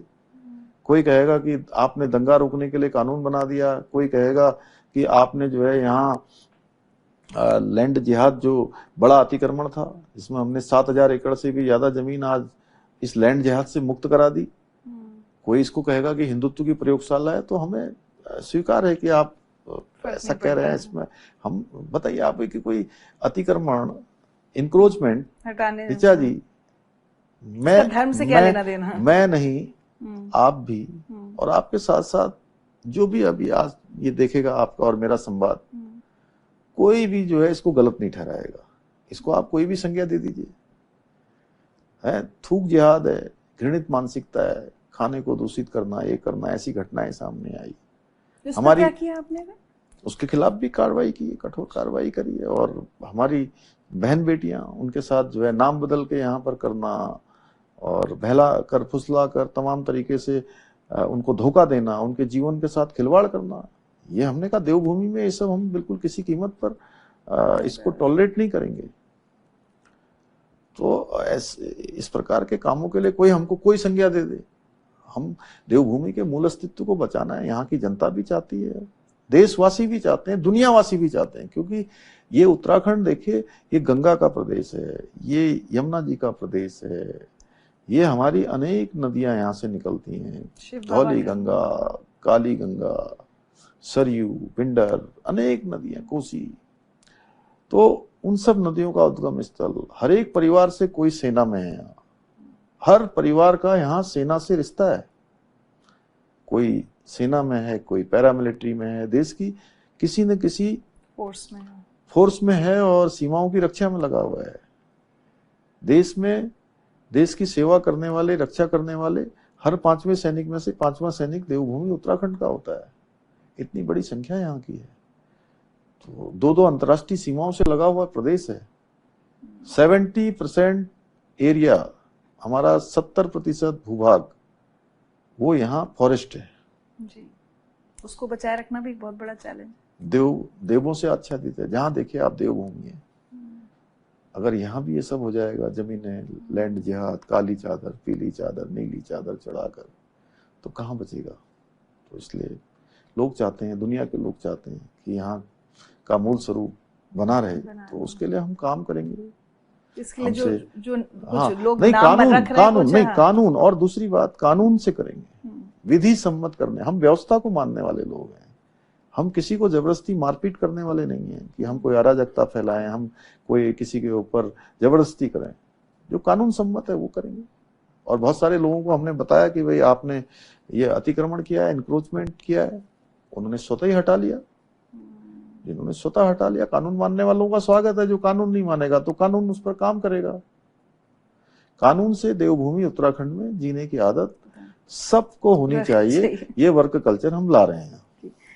एक कंसर्न आपके साथ जरूर शेयर करना चाहूंगी, आप तक भी आई होगी, सोशल मीडिया की वजह से बहुत आती है। अब सोशल मीडिया में वो दुधारी तलवार, तीर्थयात्री बहुत बढ़ रहे हैं, ठीक है, लेकिन आजकल होता है ना कि कई लोग बाबा केदारनाथ या बद्रीनाथ, यहाँ की जो गरिमा है वो नहीं मेंटेन, या उसको ना समझते नहीं, उसको पिकनिक स्पॉट ना बनाए तीर्थयात्री, उसके लिए कोई ठोस कदम उठाने की योजना है? वो सोशल मीडिया पे जब हल्ला होता है तो फिर ठीक है, कोई ढोल बजा रहा है, कोई कुछ, वो हमने कुछ प्रावधान कर दिया रील इत्यादि बनाने के लिए, पिक्चर इत्यादि लेने के लिए, उसके आसपास के हमारे जो धाम हैं उनके आसपास, जिसके कारण से यहाँ की पवित्रता बनी रहे, व्यवस्था बनी रहे। और जो आने वाले लोग हैं, मैं तो आपके माध्यम से ये भी कहना चाहूंगा, अभी तक देखिए हमारे आज तक 27 लाख तीर्थयात्री इस 1 महीने और 12 दिनों में 27 लाख से ज्यादा लोगों ने अभी तक 4 धामों के दर्शन कर लिए हैं। एक बड़ी संख्या है। अभी 1.5 महीना भी पूरा नहीं हुआ है। तो देश भर के लोगों ने अभी यात्रा करनी है, अभी ये यात्रा हमारी चलेगी। देखिए हमारे पूर्वजों ने, हमारे से पहले वाले हमारे बड़े लोगों ने, हमारे धर्माचार्यों ने, हमारे विद्वानों ने कुछ नियम यात्रा के बनाए हुए थे कि इस यात्रा का पुण्य तभी मिलेगा जब हम यात्रा को ठीक प्रकार से पूरा करेंगे, अनुशासित ढंग से। साफ तरीके से रहना है, स्वच्छ रखना है, मन को भी साफ रखना है, अपने साथ साथ दूसरे लोगों को भी ठीक प्रकार से रखना है। हर एक को जो है अच्छी बात करनी है, अच्छे विचार रखने हैं। जहां जा रहे हैं वहां भी स्वच्छता रखनी है। कोई ऐसा काम नहीं करना है जिससे आपको भी परेशानी हो और वहाँ दूसरों को भी जगह- परेशानी हो। तो ये हमारे पूर्वजों के बनाए हुए नियम हैं और हमने तो इस बार उस नियम में कुछ चीजें जोड़ी हैं हमारे प्रधानमंत्री जी के मार्गदर्शन में कि लोग प्लास्टिक मुक्त योजना यात्रा करें, without plastic, single use plastic के करें और अपने और ये रील्स बनाने अपने- के चक्कर में ना पड़े। उससे देखिए बहुत उनको भी असुविधा होगी और और लोगों को भी असुविधा होती है और कई बार इससे कई घटनाएं भी होती हैं। चारधाम यात्रा एक बहुत पवित्र यात्रा है, बिल्कुल उसका उसकी पालन गरिमा बनी उसका रहनी पालन चाहिए। करना चाहिए सबको। आप सैनिक परिवार से हैं और जैसा भी आपने कहा कि उत्तराखंड का तो हर 5वां परिवार में कोई, मतलब हर परिवार में कोई सेना में है। अभी ऑपरेशन सिंदूर में हमने अपनी सेना का जो पराक्रम देखा, उस समय आपके विचार क्या थे? देखिए, पहलगाम में जो घटना हुई वो बहुत कायराना हमला था, कायराना घटना थी। निहत्थे लोगों को, निहत्थे पर्यटकों को और धर्म पूछकर गोली मारना, उनकी हत्या करना, उनकी परिवार की बहन, बेटी, पत्नी के सामने उनके सिंदूर को उजाड़ना, बहुत ही, जितनी उसकी निंदा की जाए उतनी कम था। लेकिन पहले के समय में इस प्रकार की घटनाएं अगर होती थी 2014 से पहले, तो आतंकवादियों की निंदा कर दी जाती थी, पाकिस्तान की निंदा कर दी जाती थी और कोई प्रतिकार नहीं होता था, कोई जवाब नहीं दिया जाता था। लेकिन हमको ही नहीं, पूरे देशवासियों को ये विश्वास था कि मोदी जी के नेतृत्व में भारत की सेना इसका बदला लेगी और सबसे पहले उन्होंने सिंधु जल समझौता रद्द किया जो इतने सालों से चल रहा था और ये सही है कि ये रद्द किया जाना चाहिए क्योंकि खून और पानी दोनों का प्रभाव एक साथ नहीं हो सकता, पानी और खून दोनों एक साथ नहीं बह सकते। और फिर जिस प्रकार से 22 मिनट में जो है पूरा ऑपरेशन हो गया सिंदूर, माँ बहनों के सिंदूर के साथ जिन्होंने इस प्रकार का काम किया था उनको पूरी तरह से नेस्तनाबूद कर दिया गया। 100 से ज्यादा आतंकवादी खत्म कर दिए गए, उनके 9 आतंकी अड्डों को नष्ट कर दिया गया। उसके बाद 4 दिनों तक जिस प्रकार से भारत की सेना ने ताबड़तोड़ हमले किए, उनके एयरवेज से लेकर तमाम स्थानों को पूरी तरह से नेस्तनाबूद कर दिया गया और पाकिस्तान की सेना घुटनों पर आ गई। संधि की उनको भीख मांगनी पड़ी और जो उन्होंने हमले किए दूसरे देशों के, जो बड़ी बड़ी बातें थी कि उनके हथियार ऐसे हैं वैसे हैं, तमाम ड्रोन भेजे, मिसाइलें भेजी, हमारे एयर डिफेंस सिस्टम ने उसको हवा में ही जो है बेअसर कर दिया। तो ये भारत की जो शक्ति है उससे पूरी दुनिया ने उसको देखा। और इसके साथ ही जो भारत के स्वदेशी निर्मित हथियार हैं और हमारे प्रधानमंत्री जी का आत्मनिर्भर भारत का जो संकल्प है वो पूरी तरह से मजबूत हुआ, उसको देखा। आकाश मिसाइल, ब्रह्मोस मिसाइल, हमारे विक्रांत, ऐसी तमाम जो स्वदेशी निर्मित, और आज भारत जो है हर क्षेत्र में मजबूत हुआ है। इससे वैश्विक ताकत देखी लोगों ने और पूरी तरह से जो है बदला लिया गया। और ये मैसेज की हमारी बहन बेटियों के सिंदूर के साथ जो भी जो है इस प्रकार को वो करेगा उसको पूरी तरह से नेस्तनाबूद कर दिया जाएगा। प्रधानमंत्री जी का भी और हमारे देश की सेनाओं का भी जितना अभिनंदन किया जाए उतना कम है। चलते चलते हम लगातार क्योंकि बात कर रहे हैं उत्तराखंड एट 25, आप अपने राज्य की जनता और खासकर मैं कहूंगी युवाओं से आप क्या कहना चाहते हैं? अब राज्य का अगले 25 साल आप कैसे देखते हैं? देखिए, जहां देश का ये स्वर्णिम कालखंड है आदरणीय प्रधानमंत्री जी के नेतृत्व में,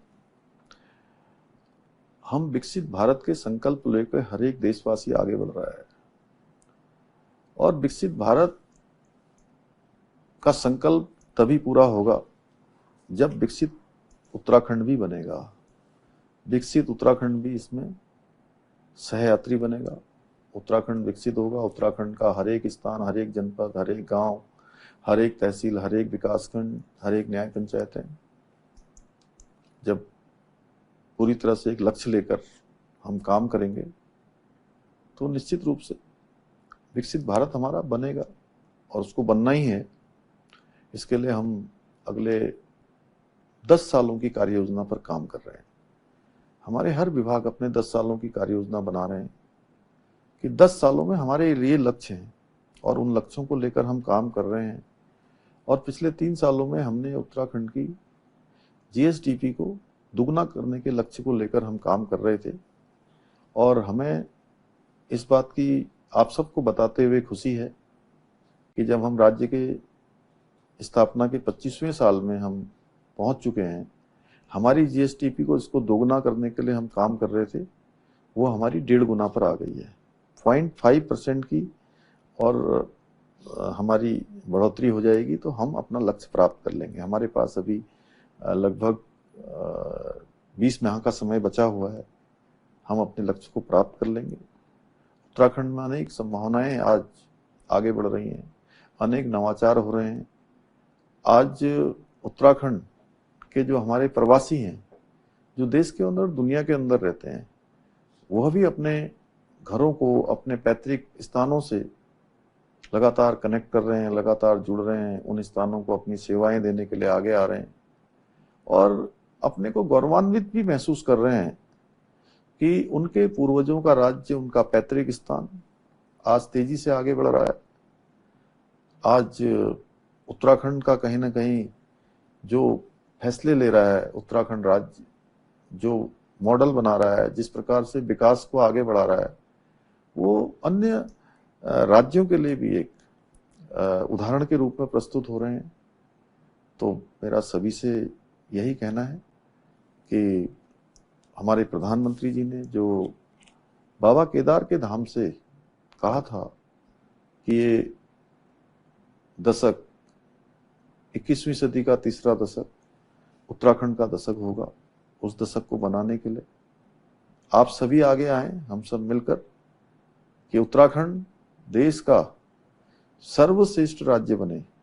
ये हमारा विकल्प रहित संकल्प, इसको पूरा करने में सभी उत्तराखंड वासी जो उत्तराखंड के अंदर हैं और उत्तराखंड और देश दुनिया में हैं, वो सभी उसमें अपना योगदान दें, हमारा सहयोग करें। हम सब मिलकर उत्तराखंड को देश का श्रेष्ठ राज्य बनाएंगे।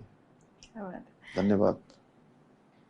आखिर छोटी सी बात, आपने बहुत सारे कामों की लिस्ट बताई, लेकिन अगर मैं पूछूं इसमें सबसे प्रिय या सबसे बड़ा सपना आपका इस वक्त कौन सा है, तो क्या है?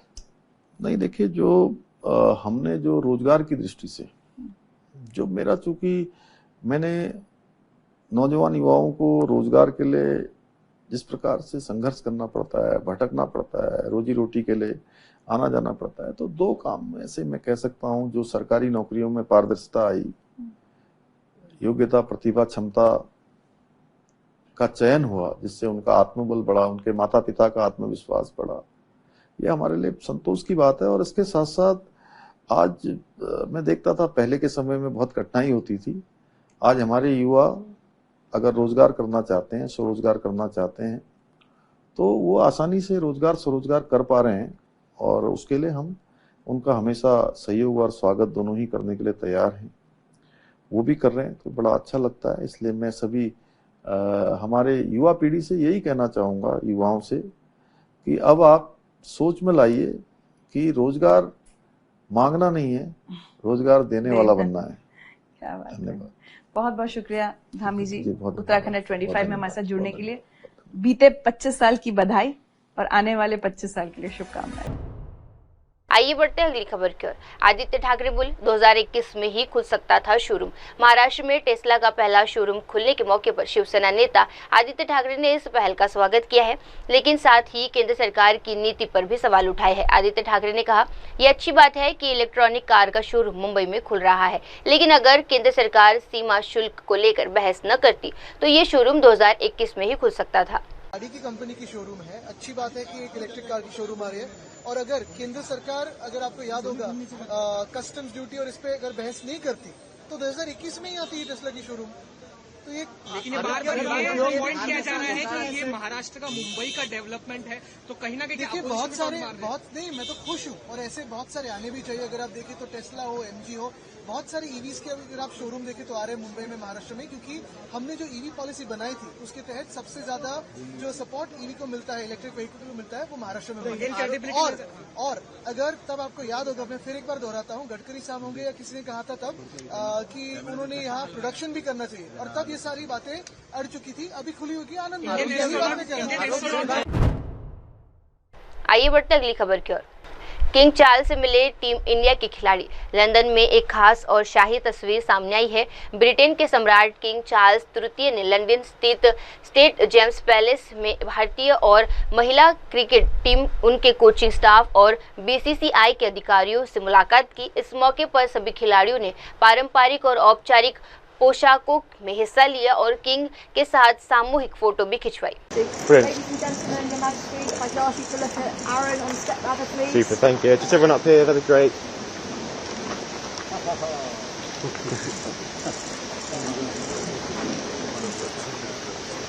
Thank you very much. Thank you. Perfect. Thank you, Your Majesty.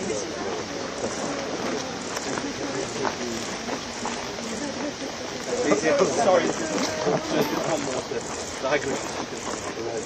Sorry.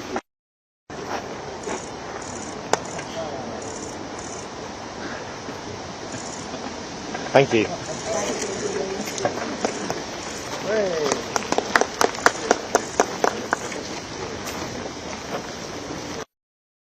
हम है ना, क्या फर्क पड़ता है? आ जाओ।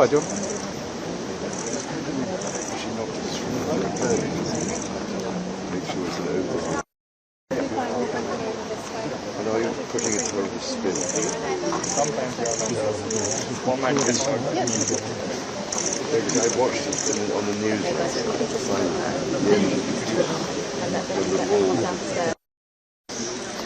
Really annoyed because it dropped the bed. I just not This is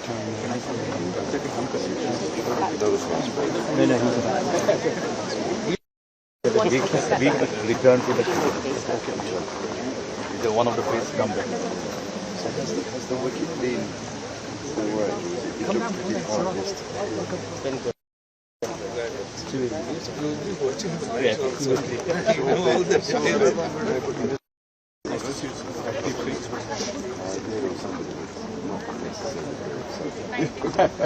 With the back?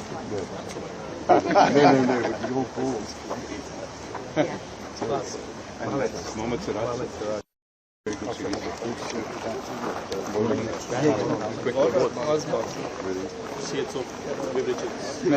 He's brought on when they really need something.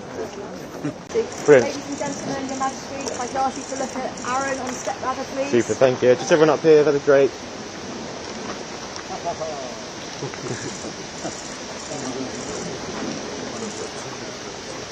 Thank you very much. Thank you. Aaron. Perfect. Thank you, Your Majesty.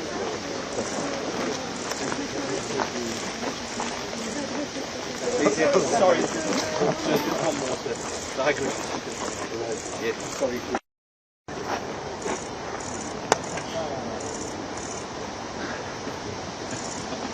Thank you.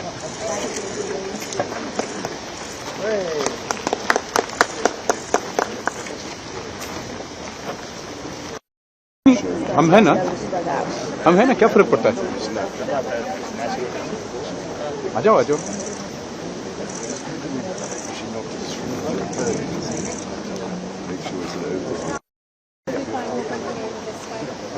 Pushing it towards the spin. Sometimes one man gets I watched it on the news.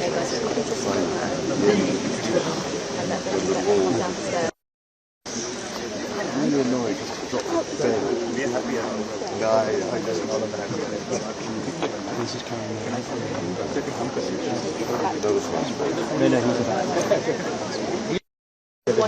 we return to the He's one of the first come back.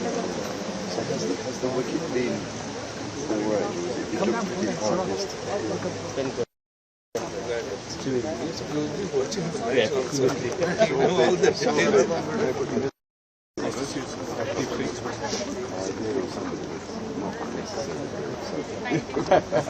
the bag? No, with your balls. Mohammed Siraj. Very good series.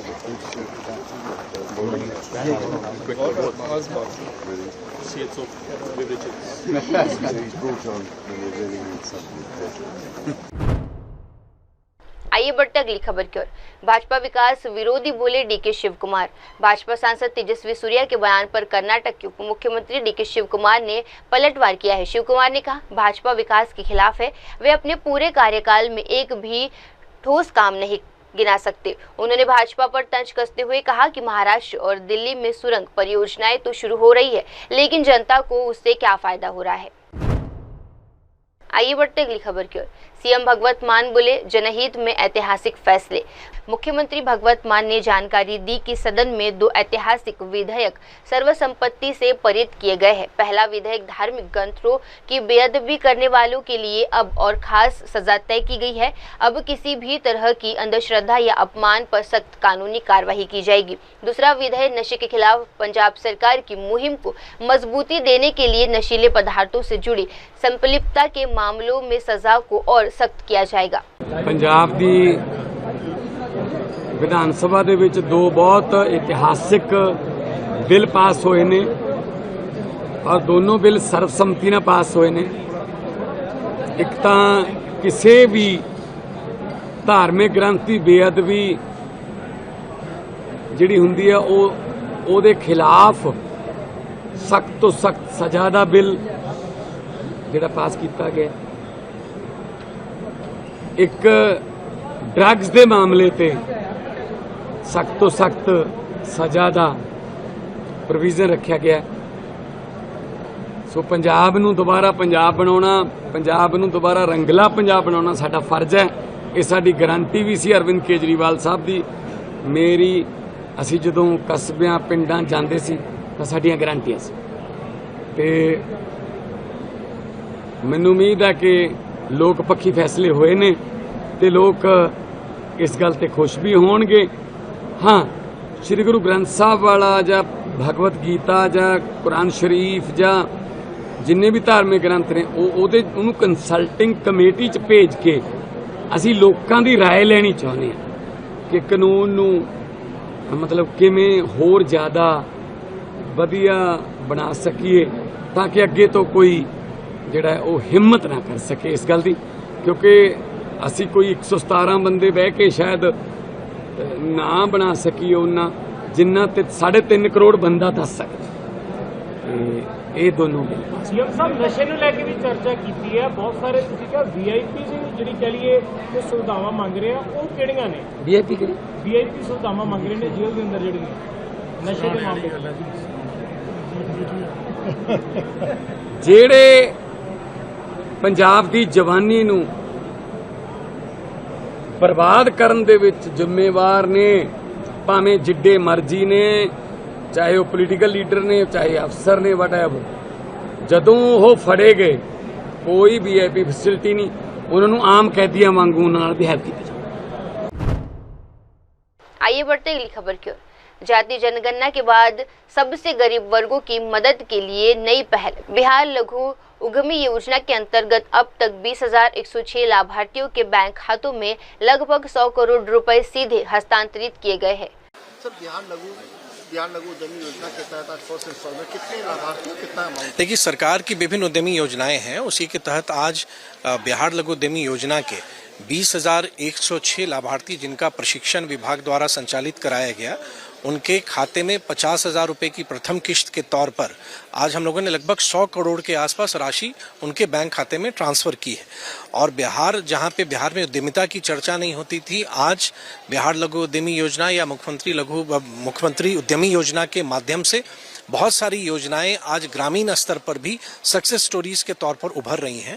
तो आने वाले समय में मैंने आज लोगों को कहा भी कि आप जिनको ये राशि मिल रही है, एक नए बिहार की कहानी आप लिखेंगे, ग्रामीण अर्थव्यवस्था में आपका योगदान के साथ साथ आप रोजगार सृजन भी आप करेंगे। उनको सब कुछ शुभकामनाएं हमने दी है। 94 लाख फैमिलीज में से हैं जो जिनको पहले। देखिए, सरकार ने तय किया था कि जब सरकार के द्वारा जाति आधारित सर्वेक्षण कराया गया, उसमें जो poorest of the poor families जो थी, जिनका सालाना आमदनी 72,000 रुपये से कम था, माननीय मुख्यमंत्री जी ने ये घोषणा की थी कि उनको हम कारोबार शुरू करने के लिए हम उनको राशि, हम लोग कुछ एक योजना हम लोग बनाएंगे।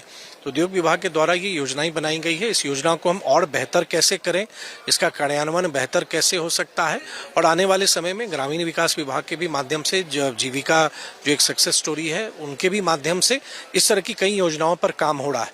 तो योजनाओं में कुछ बदलाव भी हो सकते हैं, आने वाले समय में होंगे, लेकिन उद्देश्य एक ही है कि बिहार के प्रत्येक परिवार तक कहीं ना कहीं एक उद्यमिता की रोशनी जरूर पहुंचे। आज ही आपके कैबिनेट ने भी एक फैसला लिया है 1 करोड़ रोजगार की बिहार में जॉब क्रिएशन होगा, क्या आप मानते हैं कि एक माइलस्टोन साबित होगा? नहीं, एकदम देखिए, लगातार मुख्यमंत्री जी इस बात को कहते आ रहे हैं। अब लगभग 50 लाख लोगों को रोजगार के साथ साथ, रोजगार के मतलब नौकरियों के साथ साथ रोजगार के अवसर भी मिले हैं। तो एक बड़ी संख्या लोगों की है और आदरणीय मुख्यमंत्री जी का ये संकल्प है, और आदरणीय मुख्यमंत्री जी पर बिहार के लोगों को भरोसा भी है।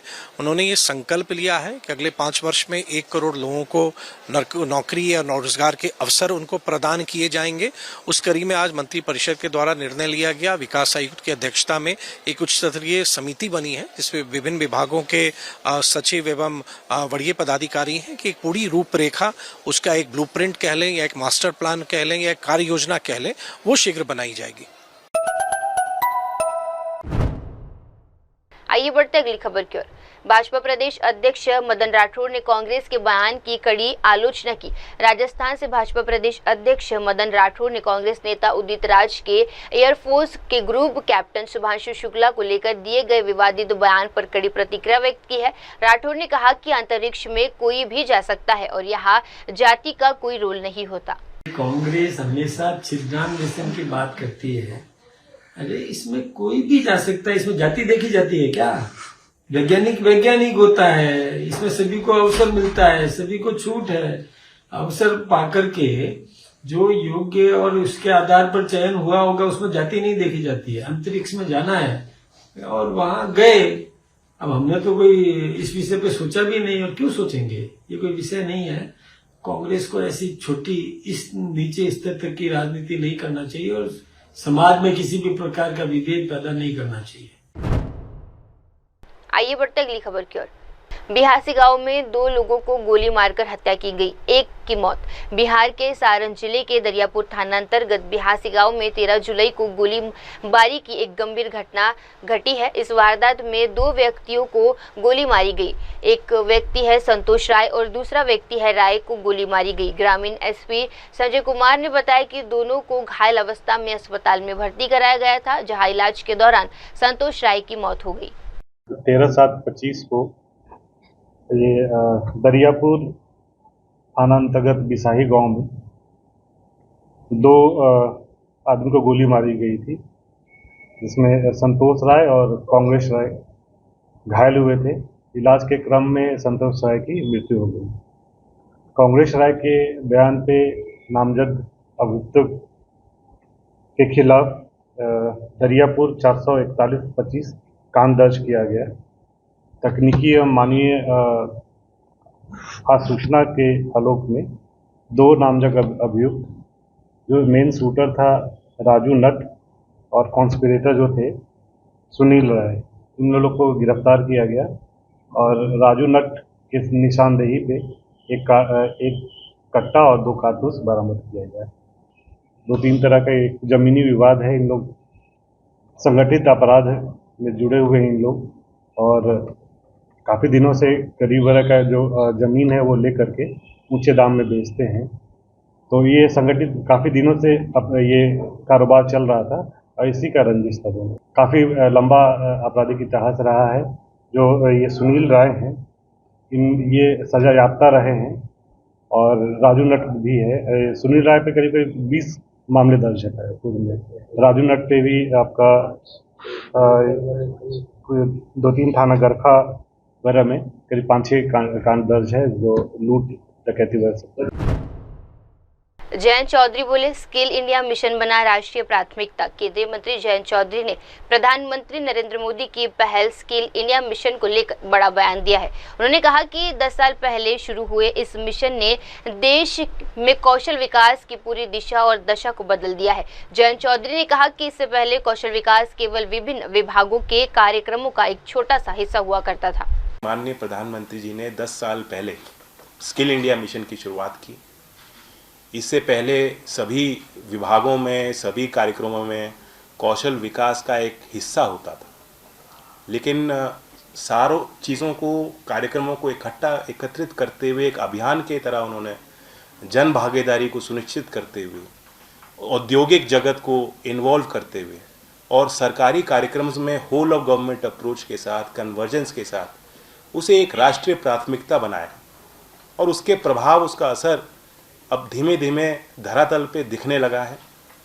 युवाओं को भी ये एहसास है, हमारी गाँव के बच्चे, हमारी गाँव की बेटियाँ बढ़ चढ़कर कार्यक्रमों में हिस्सा ले रहे हैं। हमारी जो स्कीम्स हैं, अब प्रधानमंत्री कौशल विकास योजना की तरफ हम बात करें तो 1,64,00,000 के करीब लोगों ने उसमें प्रशिक्षण हासिल किया है। 14,500 देश भर में ITIs हैं और हम लोग यहाँ मंत्रालय में माननीय प्रधानमंत्री जी के गाइडेंस में और उस पुश के साथ लगातार काम कर रहे हैं कि हम क्वालिटी को इम्प्रूव करें। अभी हमने ITIs में भी कुछ रिफॉर्म मेजर्स किए हैं। 4.5 लाख ITI की सीट्स जो 6 साल से रिक्त पड़ी थी, गाइडलाइंस 2018 में जारी किए गए थे, उनको हमने डीअफिलिएट किया है आफ्टर गिविंग देम नोटिस। और अभी कार्रवाई 99,000 और अतिरिक्त ऐसी सीटों पे जो पिछले 2 साल से खाली हैं, वो कार्रवाई अभी चल रही है। इसका प्रभाव ये पड़ा कि 2024 में हमारा एडमिशन लगभग 11% ITIs में बढ़ गया। तो एक हम क्लीन अप कर रहे हैं सिस्टम को, क्वालिटी पे हमारा ध्यान है, एफिलिएशन नॉर्म्स को ईज ऑफ डूइंग बिजनेस के साथ देखते हुए कितना हम उसको क्लैरिफाई कर सकते हैं। अभी हमने ये भी किया कि पहले इंडस्ट्री को कोई प्रोविज़न नहीं था कि वो ITI सेटअप करें, वो भी हमने एक रिफॉर्म की तरह उनको ये कहा है कि अगर वो सेटअप करना चाहें या अडॉप्ट करना चाहें तो वो आज़ादी इंडस्ट्री को मिलनी चाहिए। अब वक्त हो चला है दर्शकों छोटे से ब्रेक का। ब्रेक के बाद भी जुड़े रहिए, देखते रहिए देश और दुनिया की तमाम बड़ी खबरें MNS न्यूज टीवी पर। धन्यवाद। नमस्कार, मैं हूं Abhishek Bachchan. Keep watching MNS news. आप देख रहे हैं MNS न्यूज, सच जरूर।